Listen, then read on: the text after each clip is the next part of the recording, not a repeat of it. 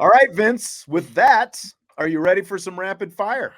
Oh, I had the worst day at work today. I am so ready for rapid fire. All right. So ready. Let's do it then. We'll continue with some of the blue gold talk. Fill in the blank. It's blank that Sam Hartman and Tobias Merriweather will not be on the same team in the blue gold game. It's great for me because I've got Tyler Buckner as my quarterback. That's true. And Tobias Merriweather as my wide receiver now that I'm looking at it. So rack them up. No, I would have loved to see, like, I love the draft. I absolutely love the draft. I think it's a great idea, but you're going to get guys on separate sides, right? So in a perfect world, I would love to see the quote unquote first team offense slinging it around, seeing what they've got. You know, I would love to see that. It's not a perfect world. I'm okay with it. It sucks from a potential highlight standpoint, but I'm okay with it. I think it's disappointing because of that highlight standpoint. Like, in the videos early in spring camp, we got to see a lot of those Tobias Merriweather highlights and, all these things that Tobias Merriweather did in the videos. We did not get to see any of that in person. No. And no. I think that the Hartman to Merriweather connection, them being on the same team was going to give us the best chance to see some of that on set. Now, I'm not saying Tyler Buckner can't hit the throws and stuff like that, but it's like, this is the new toy, really two new toys. It's like two new toys, but they're going to be on opposite sides of this whole thing. So it's just a little disappointing that we're not going to get a chance to see potentially what could be, maybe stating it a little bit too soon, but it could be one of the better quarterback to receiver combinations in the entire country this season if things work out the way we think they could. Do you think a little bit of that was by design because they don't want to put that out there? Because everybody, this is a nationally televised. Everybody, everybody's going to get a copy of everybody's spring game, right? Right. So I feel, and I'm not saying that they're going to hold their cards to their vest or whatever, but they kind of are. They're just going out there and everything's scripted. It's going to be, that kind of a thing, I'm guessing. Maybe the fourth quarter's not scripted. Okay, fine. But, do they really want to put everything they've got out there on showcase? Probably not, is what I would imagine. I think you're going to get fireworks, Hartman to Tyree. I think that has the potential of being something special on Saturday. Yeah. So nobody can keep up with Tyree. So as long as he catches the ball. Jason spotted the WKRP across the top of the shirt. That's right. WKRP in Cincinnati, and bought this actually in Cincinnati. Oh, did you? A few years ago. Yeah. Look at you. And I tell you what, we walked all over downtown trying to find a place that had WKRP t-shirts. I mean, really, it's been like 40 years now at this point. So, since the show was on the air. So I think they're getting little bit more rare. Andre says he wishes all the coaches were mic'd up. They may be. I mean, they might. Last year they talked to Marcus Freeman pretty heavily, but they may be mic'd up, and you might see something after the fact. We don't know. They don't tell us that kind of stuff in advance. But I agree. This is a spring game, man. Mic them all up. I would mic up the quarterbacks. I would mic up some of maybe the upperclassmen. Like, you're obviously not going to put play calling out there, because you're going to be in charge of what gets out there. I'd mic them all up. I mean, let's have some fun with it. That's what I would do. Yeah. And actually, Derek is right. Tyree will not be with Hartman. He is with your guy, Buckner. So, oh, is he really? Yes. I was looking at the teams, and I see Hartman, Tyree together because they're both on your team. You're right. You're right. Yep. You are. Yeah, that's true. Right. That's true. On my team, they are, but that's what I was looking at, and they won't be. Yeah. Yep. Jeez, that's even worse. So the Lorenzo Styles experiment, assuming he's going to make this move to cornerback full time, I've seen this question starting to pop up. Would you buy or sell the idea of a redshirt year for Lorenzo Styles if he's moving over full time to corner? Wow. I never even thought about that. And even when I read your question, I was like, man, I would have to talk to him about that. Like, how do you feel about redshirting your junior year?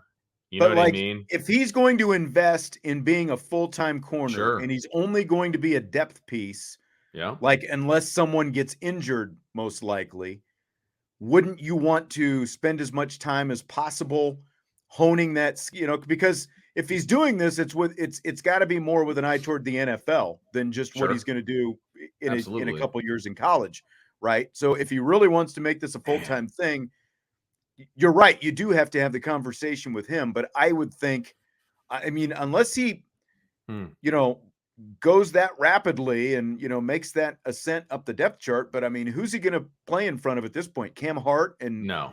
Ben Morrison. Again, like, Hart's got a history now of the shoulders, with some issues there. So that could come up at some point. But, assuming full health for everybody, as we've talked about, the cornerback position is not the position of need. It's safety, but he's going to be Right. a cornerback. So I would think you'd have to give it serious consideration if he's up for something like that.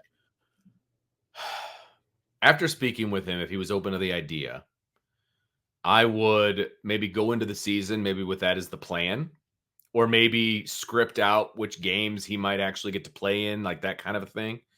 But if there's an injury and he's worked his way into like the 2 deep, then I think you got to burn that idea and you've got to put him on the field. Now that a lot of that is depending on where he's at with his development, right?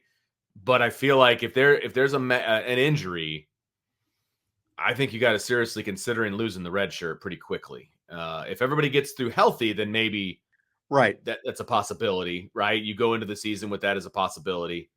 I just don't know how he would feel about it. You know what I mean? Like, he's got a chance to start in 24. Exactly. I do. I think he's got an opportunity to start in 24. Does he think he needs 2 years of starting in order to make an impact in the NFL? That's the big question. I would think that he's, unless he becomes an All-American in 24 and that's his, part-time player this year and all of a sudden he's an All-American next year. I mean, that would again be a pretty quick ascension. Sure. Like, unless you go to that level, I would think that he's going to need more on tape. Again, like if he's looking at this as a career move, to translate into an NFL career down the road. And I think it's going to be really curious to kind of keep an eye, because he can obviously play in 4 games and still keep a red shirt this year. But the question, so like if they get into some blowouts early on, does he get into the game and get some experience there? Or do you potentially hold him back because of the fact you want, once you get midway through the season, guys start getting injured. Sure. Do you hold him back? And I don't know. It's going to be really interesting to keep an eye on, I think. That'd be so hard. You ended up being a pretty important piece as a freshman. You stunk as a sophomore. Now you got to sit out your whole junior year. Like, man, it's tough. But you could still play 4 games your junior year. For sure. The red shirt. No, absolutely. And like I said, again, you can map that out. Yeah. See what it looks like. You know what I mean? And I would map that out for like bringing him in the middle of the season and then towards the end, just in case you do have that injury, he's ready to roll. And I'm looking here. Hang on a second. Is Clemson one of the last? It is. It's one of the last 4 games. The last 4 games on the schedule: Pittsburgh, Clemson, Wake Forest, Stanford. Obviously, a bowl game would come after that. But I'm just looking at, like, even if you waited until Clemson to play him potentially, you would have 3 regular season games and a bowl game at the end of the season. You could play him if you wanted to. So I don't know. Fall camp's going to tell a lot, and and even Saturday might tell us a lot as well, just in terms of what he looks like out there. Because again, we've seen him in exactly 1 rep so far. Yeah, I haven't seen him at all. So yeah, that's true. That's true. So Notre Dame offensive lineman Caleb Johnson has entered the transfer portal. How do you feel about it, Vince? Like, I mean, he was obviously buried on the depth chart. He wasn't going to play for a few years, most likely, at the very least. And I think he wants to play now. And he's probably going to end up going to a lower level team and have the opportunity to play a lot sooner. Mm-hmm. Okay, I have no problem with that. I mean, we know that there's going to be some attrition here over the next couple of weeks, right? I mean, that's what I was going to say. Guaranteed to happen. I think we expect, and it's nothing against Caleb, but he wasn't highly, recruited. We expect like more of this level of guy probably to go. Depth type guys who couldn't punch their way up the depth chart this spring.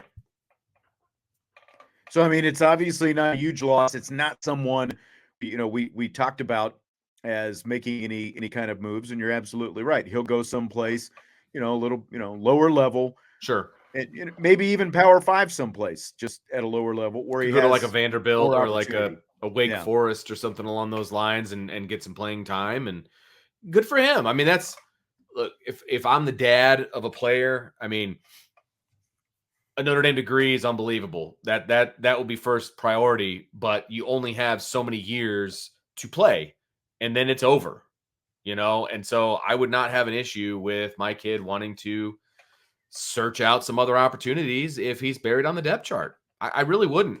I really wouldn't. Yep, absolutely.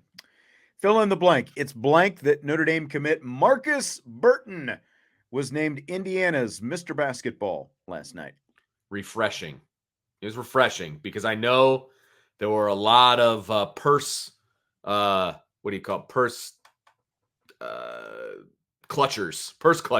Like people were worried. They were really worried because look, in the past, there's been a lot of Indy bias, like Indianapolis bias from the media. And those are the people that vote for it. And most of the media is down in the Indianapolis area. I think it was a clear and obvious choice and it ended up being that way too. Like the vote, he won it like going away, which I think is great.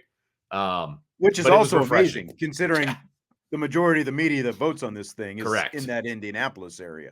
Absolutely. And he didn't have a chance to showcase his talents in the state championship game because they lost semi-state by a point. And I thought that was going to be kind of an important piece to his run for Mr. Basketball was playing in that state title game, and he didn't have that opportunity. So I was nervous, and a lot of people were nervous. Like, man, I don't know. But this is the first time, since 1978 that a kid from St. Joe County won Mr. Basketball. Now, who was it in 1978? Yeah, I don't know the answer to that. Hang on a second. Let me look this up because I thought you had to go all the way back to 1957 that someone from this area did it. Maybe I overlooked it. Let me see if I can find it here. Right. Go ahead. No, so you're right. South Bend LaSalle, David Magley. I overlooked him when I was looking at this list. And there's a couple kids from Warsaw. There's a couple kids from Warsaw that won it. And Angelo DiCarlo, our buddy, used to be with 16 and now he's with 46. He put out a tweet that there's been 3 kids from the Michiana area. Now that's a very vague term. Do we consider Warsaw Michiana? Like it's a little far south to me. I personally don't, but they're part of the NLC. So I feel like that grandfathers them in almost. I wouldn't think of Warsaw. It's an hour away. For like people outside our area, Michiana is a combination of Michigan and Indiana. And we're obviously sitting right up here on the state line. Right. Basically. I mean, we're in the heart of Michigan. And Warsaw is a good, 45, 50 minutes south. It's an hour, from where you are probably. Oh, sure. Probably a little closer for me. Right, because you're on the other side of town. But I didn't think that was Michiana, but it's still a cool stat that if you include Warsaw, that Al Rhodes, who was the Penn coach, he coached all 3 of them. He's coached the only 3 guys from the Michiana area that have won it. See, now again, like Michigan City is in Indiana. Like, is that considered Michiana? Like, what do they actually consider? Because Michigan City is just as close as Warsaw. And there's been a couple guys in the 1980s, Delray Brooks, who coached here in good town old Delray. A couple years ago from Michigan City, who won it in 1981 and 84. So, like, I don't know if Michigan City is technically considered Michiana, but I consider it more in our area. But yeah, I do too. Because we travel to sectionals there a lot more often than we go to Warsaw. Exactly. So exactly. I would consider that the region as opposed to that's Michiana. True. People consider that the region. Yeah. I don't know. It's so vague though. That's the other thing. That's also part of because of the conference they're in, Absolutely. But again, like Michigan City is, literally it sits right there. And it's closer. I mean, it's closer than Warsaw. I mean, let's be honest. Yeah. It is. Yeah. So, but in any case, like from this far north, this is, the northernmost guy, Markus Burton, to win it. And it's awesome because this award not these awards. Mr. Basketball usually it stays down there, Yes, Indianapolis and south of Indianapolis. Indianapolis, absolutely. Bloomington, Evansville, those type of places are where this goes. And like if you spin it toward Markus Burton from Penn High School, Indiana Mr. Basketball, and of all the stuff that has happened in the last few months with Mike Bray and Notre Dame, Markus Burton has remained firmly Yeah. committed, and so it's really good for Micah Shrewsbury. I'll tell you that much. As he gets, like Micah Shrewsbury came in the door talking about we've got to make Indiana a priority in our recruiting. He just got Indiana's Mr. Basketball, and he Yeah. didn't really have to do anything other than say, "Hey, Marcus, I love you." So Yeah, exactly. That's a win. That's a win right there. And I mean, look, there's talent in Notre Dame. Excuse me. There's talent in Indiana. I think Markus Burton's a really good talent. I mean, he averaged over 30 points a game and a bunch of assists, and and they weren't exactly playing slouches every night either. So, hats off to him. He's a great little player, and I'm looking forward to being able to cheer for him, over the next 4 or 5 years. And I think everybody that's a Notre Dame fan is going to enjoy watching him as well. It's going to be a transition to the college game. Don't get me wrong, just like it is for any high school kid. But it's going to be he plays so hard, and he plays with a chip on his shoulder that is just it's fun to watch, and it just makes him a better player. So it's going to be cool. All right. So the Oakland A's have bought 49 acres of land in Las Vegas with plans to build a new stadium there, a new ballpark, whatever you want to call it, and be playing in that ballpark in 2027. Do you buy or sell the A's moving out of Oakland to Sin City? It's a huge buy for me. I don't think the Oakland fans support the A's the way they should from a sitting butts in the seat standpoint. Now, there may be reasons for that I'm unaware of, and that's fine. I get it. But like they've got the entire upper deck tarped over with, athletics. That's a big football stadium. That's a big football stadium. I get it. So like you can fit a lot of people in there and it's still not going to fill fair enough. Like a baseball ballpark. Sure, fair enough. But I love the idea of the A's being in Vegas. I just do. I think professional sports in Vegas is the way to go. I think the Raiders made the right choice, and I think the A's are making the right choice as well. I think it does suck for the city of Oakland because now within a span of, by the time this is all said and done, it'll be a span of like 10 years. They will have lost all 3 of their professional sports teams. The Raiders obviously moved out of Oakland a couple of years ago. They're already there. And so now you're going to have 2 Oakland teams in Las Vegas. And even though the Golden State Warriors stayed in the Bay Area, they're over in San Francisco. They've been over there for 2 or 3 years now. So like Oakland has lost all Everything. 3. And, like I know they supported the Golden State Warriors. True. I know they supported the Raiders. The big thing is I do feel bad for the fans because I don't put it all on the fans in terms of attendance at A's game. The biggest thing is they've been, the A's have been battling with the city and the county out there for years and years and years. And the same reason the Raiders lost, they wanted a new stadium and they can't get a new stadium. And part of how you support a team financially is the new stadium with the luxury suites. And, because I think the ballpark they're going to build there in Vegas, well, I know from a seating capacity, it's going to be smaller than the Oakland Coliseum, but it's not going to be like huge capacity anyway, but it's obviously going to be filled with luxury suites. Yep. People there in Vegas will eat it up.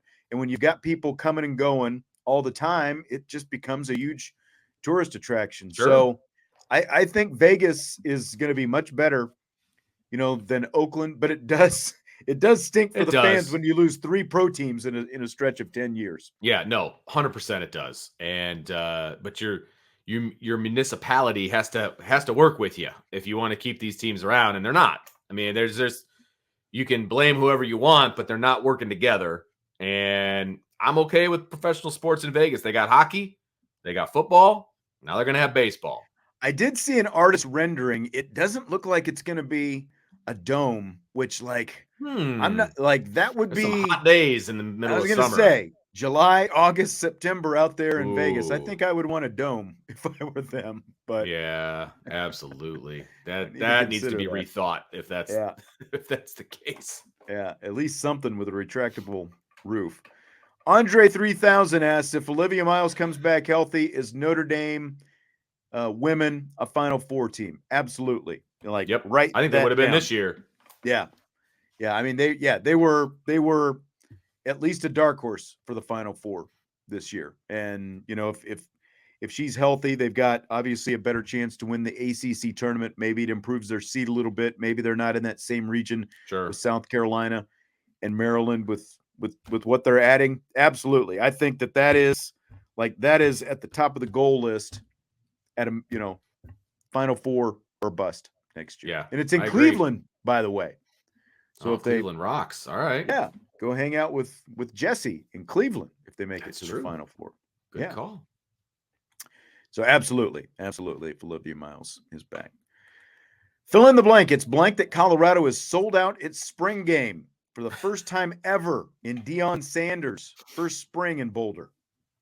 Predictable, I guess it would be the word, because everybody wants to come watch the circus. I'm guessing that they think that something hilarious is going to happen, or something's going to happen with Deion at the spring game, and people want to see what the heck he's been up to. Like, I saw a clip the other day of practice with Deion, and I'm not disparaging Deion as a coach, but what I watched was ridiculous. It was ridiculous. He had the corner, I believe it was the corner that he brought with him from Jackson State, so the former #1 kid in the country, right?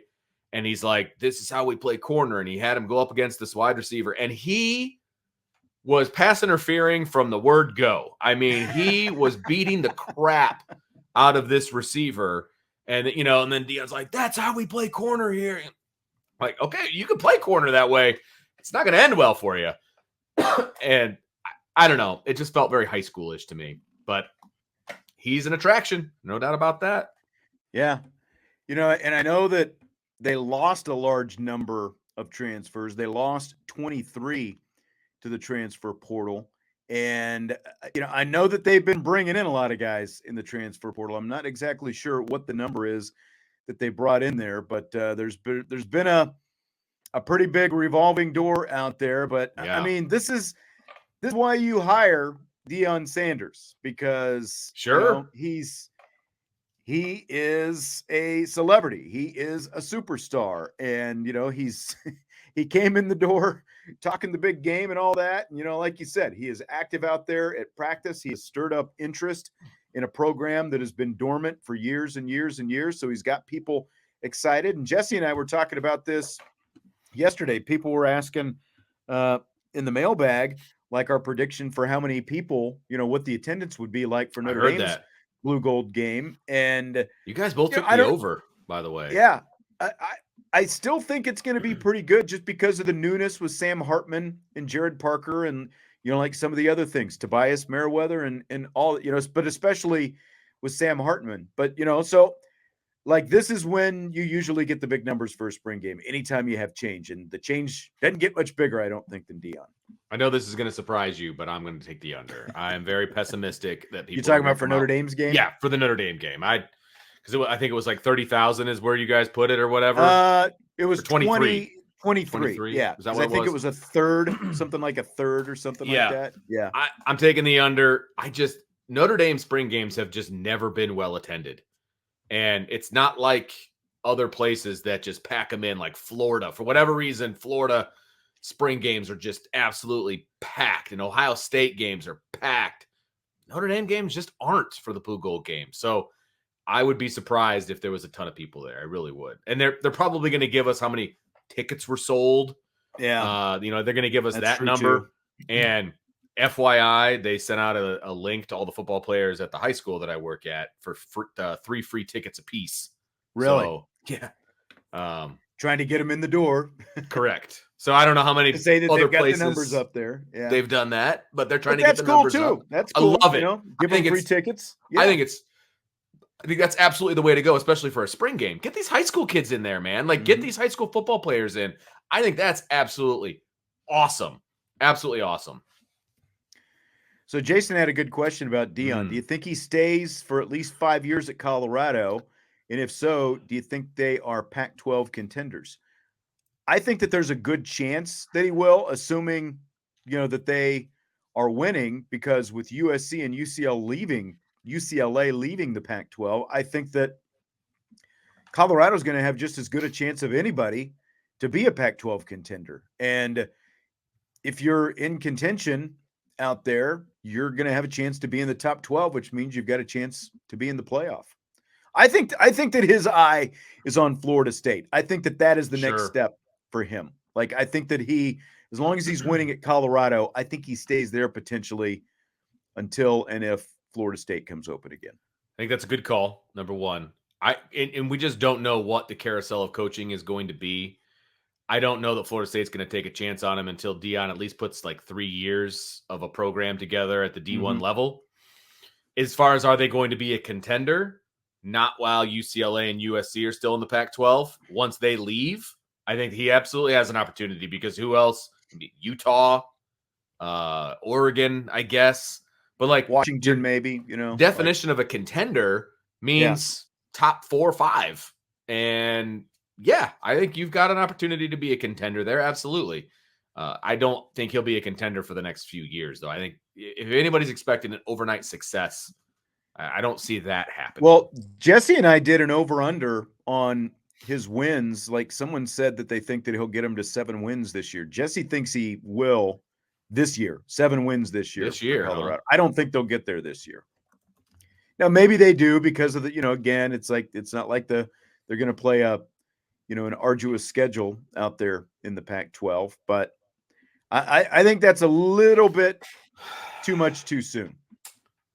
Let's see here. I think pulling their schedule up. Yeah. So, okay, let's do this real quick. Let's have some fun. Okay. TCU is the opener. Ooh. At TCU.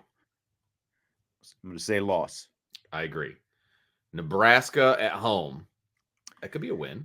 That's a toss-up. Yeah. Matt Rule, first-year head coach there as well. Yeah. We don't really know what Nebraska's going to be like, right? Yeah. And right. Same thing. We don't know what Colorado's really going to be like. So I would agree with you. That's a toss-up, right?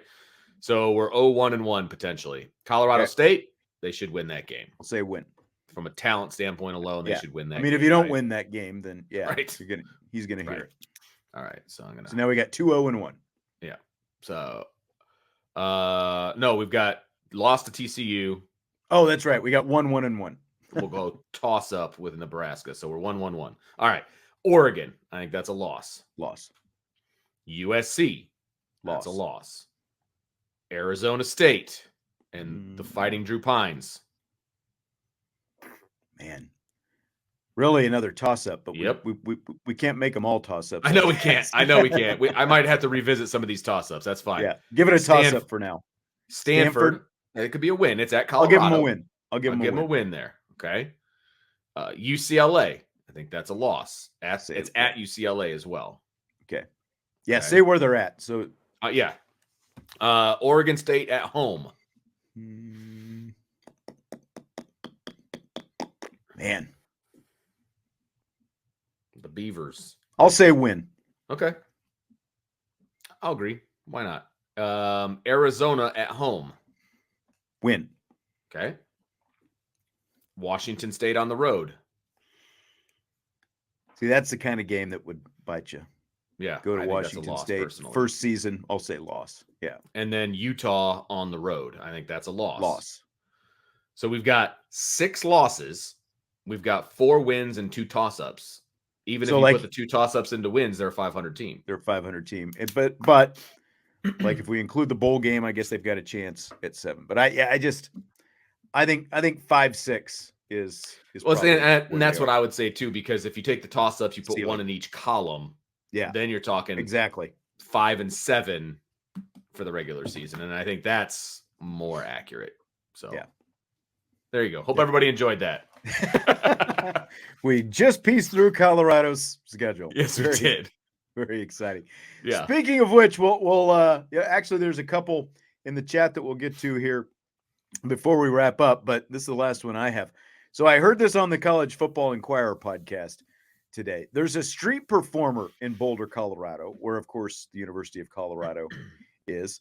He has memorized more than 35,000 zip codes. So like he stands out there apparently on the street corner, and like you come up to him and you toss out the name of a city, and he'll tell you the zip code, and he does it, like for tips out there on the street. He's got Wow. like his tip bucket open. How many zip codes other than your own home zip code do you know by heart? I would say about 5-ish. Really? Yeah, only because I know where I grew up, what it was. Okay. And that's the one I would know. Sure. I know where I work. Mine, not yours. I know where I work, which is different than where I live. Uh-huh. And I've known where I've worked in South Bend at the various buildings, and they're all different South Bend zip codes. That's the only reason, because I actually have like a stake in where those things are. That's you know true. what I mean? Like when I worked at the radio station, I always, like anytime I had to fill out an address, I always had to Google the address and find the zip code. Right. Because, so I never knew that.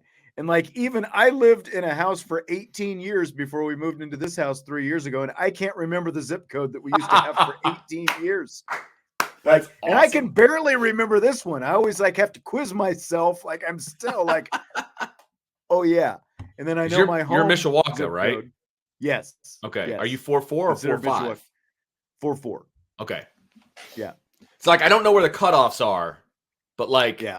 I know like Mishawaka's 4-4, 4-5. South Bend is 1-6. Well, there's a bunch in there. So wow, that's impressive. You can remember 11.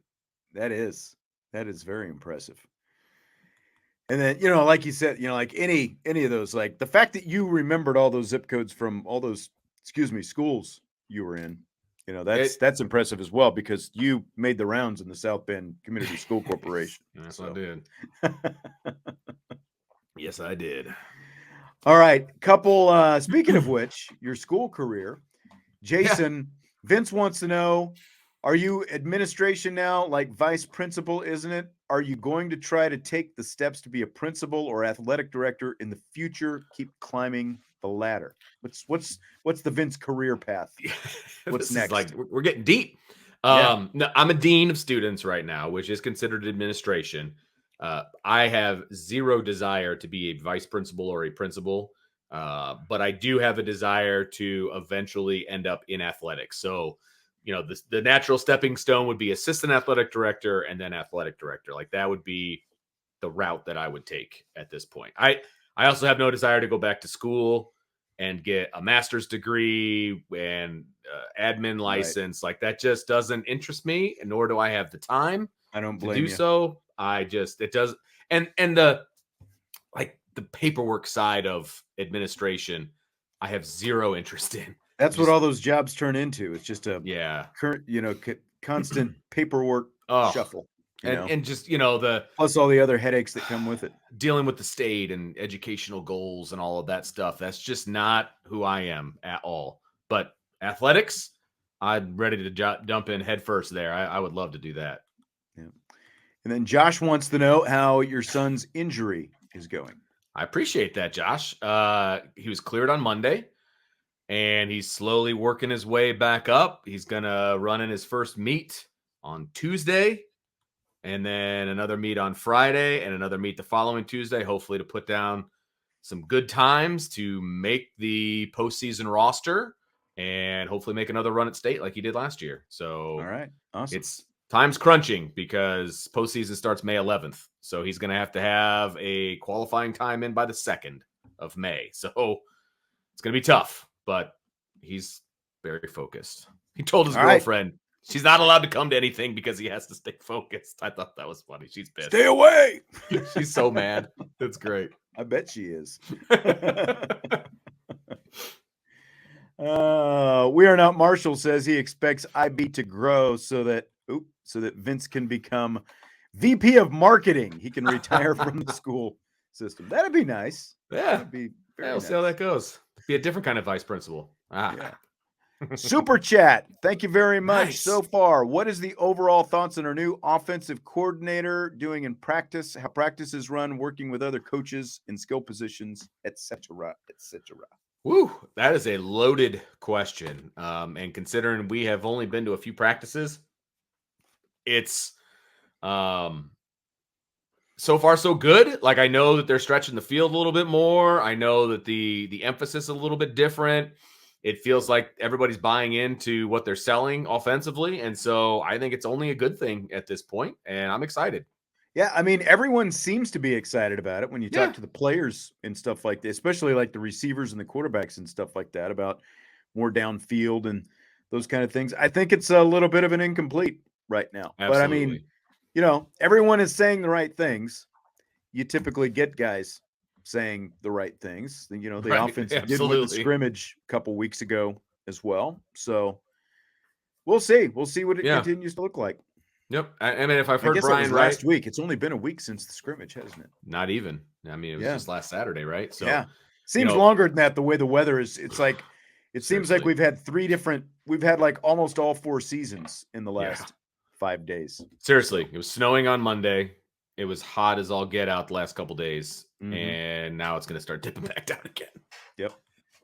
Who knows? What were you saying? Ryan said what? I say Brian has been basically his sources have been telling him that it's really back and forth. Defense wins, offense wins, defense wins. Like, and that's exactly where you want to be. Which is good. Yeah. Absolutely. You don't want one winning all the time because you want to see some success from both when it's your own team, you know? So absolutely. So I think it's good. I'm excited about it. And look, we're not going to get all of our questions answered on Saturday. I think we all need to be very clear about that. But there will be overreactions on Monday. Yes, there will. To whatever happens on Saturday. No doubt. Jesse was talking about potentially showing up on Monday just to be a part of the overreaction show. Nice. Let's go. Yeah. I'm ready to overreact. Yes. I'm ready. Make the like button your friend on your way out. We do appreciate it. Good draft tonight, Vince. Good luck to you. Lunch is on the line. Yes, it is. Our blue gold fantasy teams. I'm excited. Saturday. So looking forward to that. I'm excited. All right. Subscribe, rate, and review. We will talk to you mañana, Friday. Rapid fire coming your way. 5:00. I'll see you then. IB Nation Sports Talk.